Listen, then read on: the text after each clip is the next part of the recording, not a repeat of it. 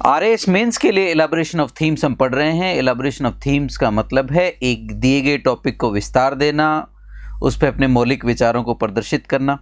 तो मेन मकसद तो यही होता है कि जो भी आपको टॉपिक दिया जाता है उस पर आप अपने मौलिक विचार रखें।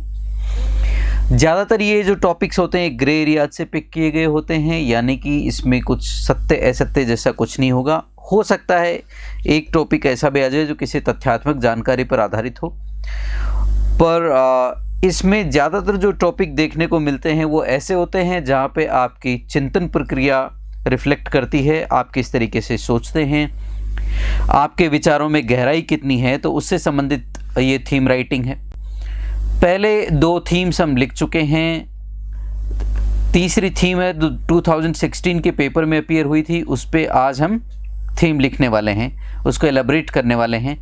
तो कुछ कहने की ज़रूरत नहीं है, चैनल को सब्सक्राइब करें, बेल आइकन को हिट कर दें, नए वीडियोज़ आएंगे। वीडियो का जो एग्ज़ाम है राजस्थान में लगने वाला है उसका भी सिलेबस हम कवर करेंगे यूट्यूब पर ही, तो अपने दोस्तों के साथ इसको शेयर करिए, सब्सक्राइब करिए, नॉलेज को एंजॉय करते रहिए।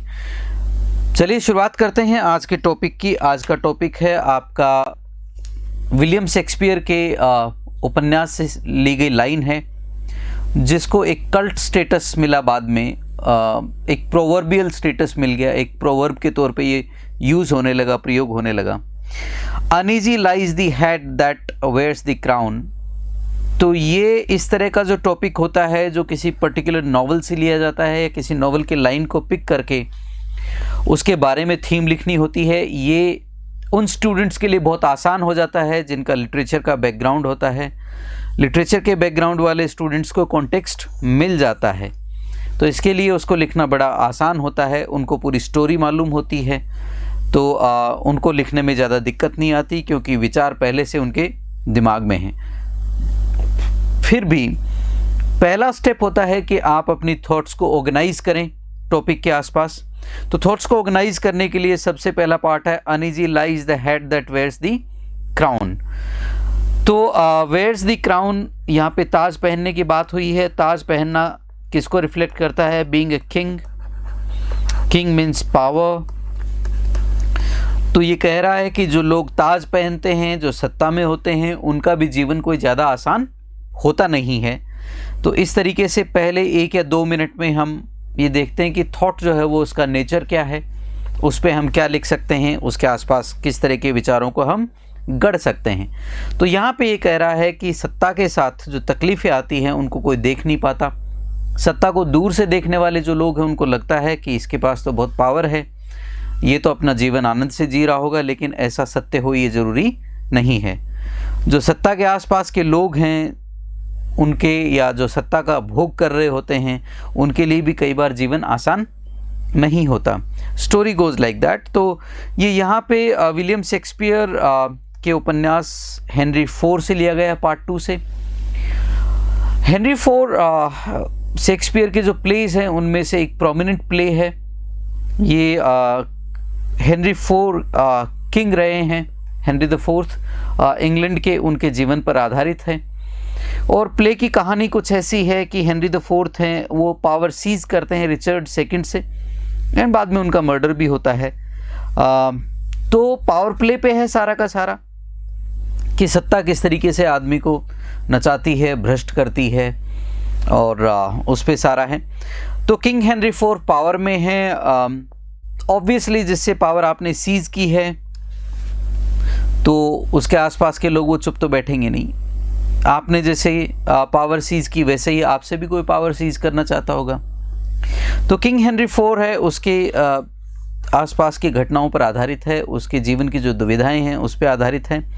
तो जहाँ पे बात आती है कीवर्ड्स और फ्रेजेस के निकालने की, तो मैंने तो चूँकि नॉवल के बारे में थोड़ा आइडिया था, पढ़ चुका हूँ पहले, तो उसी के आसपास से स्टोरी को निकाला है। उसी के जीवन के आसपास से जो कॉमन संदर्भ हैं जीवन के, उनको लेकर मैंने ये आर्टिकल लिखा है। तो ये हेनरी IV हैं, इनके सर पे ताज रखा हुआ है, तो शेर जैसा मुंह बन गया है, जंगल का राजा है। तो इस तरीके से कॉन्टेक्स्ट हमें पहले से अवेलेबल है हमारे पास। तो अभी जो जिन स्टूडेंट्स के पास कॉन्टेक्स्ट अवेलेबल नहीं है, जिनके पास इसकी उपलब्धता नहीं है, उनको मैं बता चुका हूँ कि सत्ता की जो तकलीफ़ें हैं, सत्ता में रहने वाले भी तकलीफ़ें भोगते हैं, उनके हिसाब से आपको इसके आसपास के लाइनें और शब्दों को बुनना है। तो चूँकि किंग हैं, पावर को सीज़ किया है, तो दूसरे भी सीज़ करना चाहते हैं। फिर आप ही के आसपास के जो लोग होते हैं, जो आपके दुश्मन हैं, तो दुश्मन का दुश्मन दोस्त होता है, ये एक पुरानी कहावत है। तो जो आपके खिलाफ कंस्पायर करते हैं, उनको आपने दोस्तों में वर्दी फ्रेंड्स मिल जाते हैं, फिर वो मिलके आपके पीछे पड़ते हैं, तो फिर आपका जीवन इतना आसान रहता नहीं है।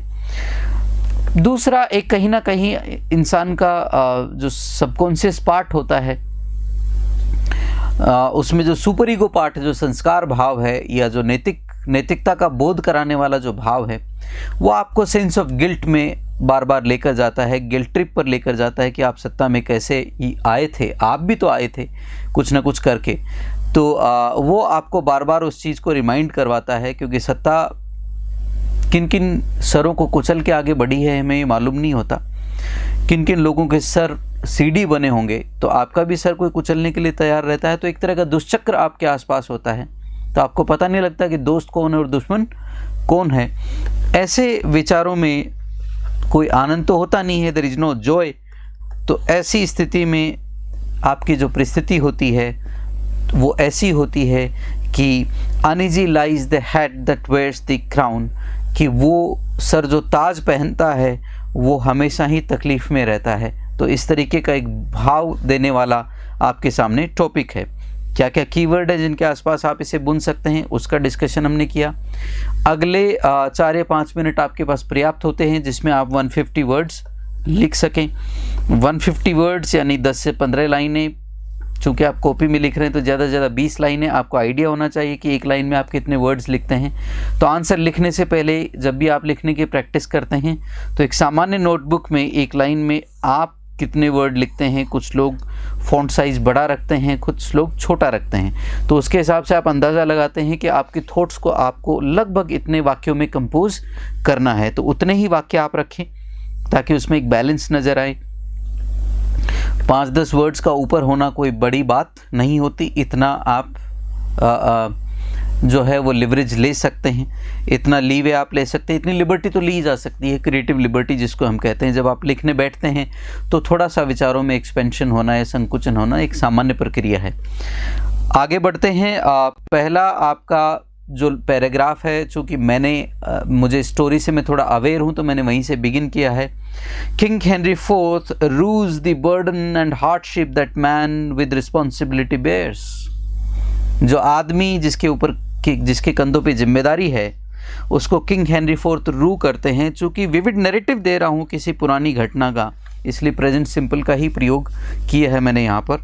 तो जब भी आप किसी घटना का, जो पास्ट की घटना है, उसका चित्रण कर रहे हैं, जीवंत चित्रण कर रहे हैं, विविड नैरेटिव कर रहे हैं, तो ऐसी परिस्थिति में आप इस तरह के वर्ड ग्रुप्स का प्रयोग कर सकते हैं। This line is taken from William Shakespeare's play that goes by the same name as the king's. जो किंग हेनरी IV थे उसके नाम से ही उन्होंने ये प्ले लिखा है, तो उसका नाम भी वही है। तो इंट्रोडक्टरी पार्ट है कि ये लाइन कहाँ से ली गई है। तो पहला तो इंट्रोडक्शन का ही पार्ट है, मैंने लिया है, कॉन्टेक्स्ट लिया है। The king says that he can't find even a moment's peace as a humble boy does, कि वो एक जो गरीब लड़का है जिसके पास इतना जितनी पीस होती है उतना वैसी पीस तो एक क्षण की भी मेरे पास नहीं है। It has taken a proverbial status since then. वे राजा जब इसने बोले थे, उस प्ले में ये शब्द बोले हैं, तब से लेकर इस लाइन ने एक प्रोवर्बियल स्टेटस हासिल कर लिया है। एक प्रोवर्ब का सा स्टेटस इस लाइन को हासिल है। तो ये एक ऐतिहासिक जानकारी है जो पहले पैराग्राफ में मैंने इससे संबंधित लिखी है। फिर अगला जो पार्ट है इसमें मैंने लिखा है मैन्स क्वेस्ट फॉर पावर, जो मनुष्य की लालसा है सत्ता की, and seizing it demands a lot, बहुत कुछ मांगती है इंसान से। इंसान को बहुत कुछ खोना होता है कुछ पाने के लिए। तो सत्ता के मामले में तो शायद आपको अपनी नैतिकता सबसे पहले खोनी होती होगी। इन मैनी केसेस, बहुत से केसेस में इट इज़ सीज्ड ब्रूटली, जो पावर है वो हथियाई जाती है बड़ी ही नृशंसता से, ब्रूटैलिटी से, यानी कि उसमें बहुत ही क्रूरता भी शामिल होती है। And then begins the struggle to maintain it. सत्ता तो हासिल कर ली श्रीमान, फिर उस सत्ता को बनाए रखने का स्ट्रगल शुरू हो जाता है। Those who lost it to you, जिन्होंने ये सत्ता आपके हाथों आपके लिए खोई है या जिनसे आपने हासिल की है, would never let you enjoy it. वो आपको इस सत्ता का कभी आनंद तो भोगने देंगे नहीं, ये तो सत्य है। They will come after you, वो तुम्हारे पीछे आएंगे। एंड फाइंड वर्दी friends among your enemies and relatives. Relatives कौन से? जो आपसे नफरत करते हैं। मैं ये नहीं कहता कि रिलेटिव्स आपको, वो जो आपके शुभचिंतक होते हैं उनमें आपको इनका कोई वर्दी फ्रेंड मिलेगा, लेकिन इतना तो तय है कि वो आपके पीछे आएंगे और उसमें आपको उनके लिए लायक दोस्त मिल जाएंगे जो आपके दुश्मनों में हैं, और आपके कुछ रिश्तेदार जो आपसे बहुत मोहब्बत करते हैं, प्रोवर्बियल मोहब्बत, जो आपसे पूछते हैं कि और जयपुर गया था तैयारी करने, क्या हाल है, कहीं हुआ कि नहीं हुआ।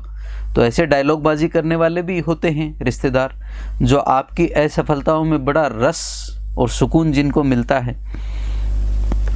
बहुत से ऐसे भी होते हैं जो आपको एनकरेज करते हैं। तो उनमें इन लोगों को कोई वर्दी फ्रेंड मिल जाता है, अच्छा दोस्त मिल जाता है। उसके बाद अगला पार्ट है आपका, they will conspire against you to dethrone you. वो आपके खिलाफ षड्यंत्र करते हैं आपकी सत्ता से वंचित करने के लिए आपको।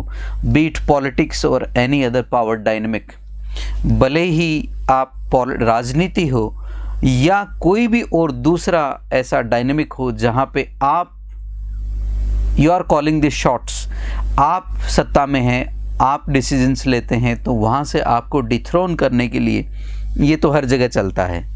You start living in a constant vicious cycle of fair. तो आप क्या हो, एक जो लगातार दुष्चक्र चलता है जो डर का, उसमें उलझ जाते हैं। Even the royal pleasures don't एले इट। आपका जो डर होता है उसको, जो रॉयल प्लेजर्स होते हैं, जो आपके जो सत्ता के सुख होते हैं, वो भी इस फियर को कम नहीं कर पाते, इस फियर को शांत नहीं कर पाते।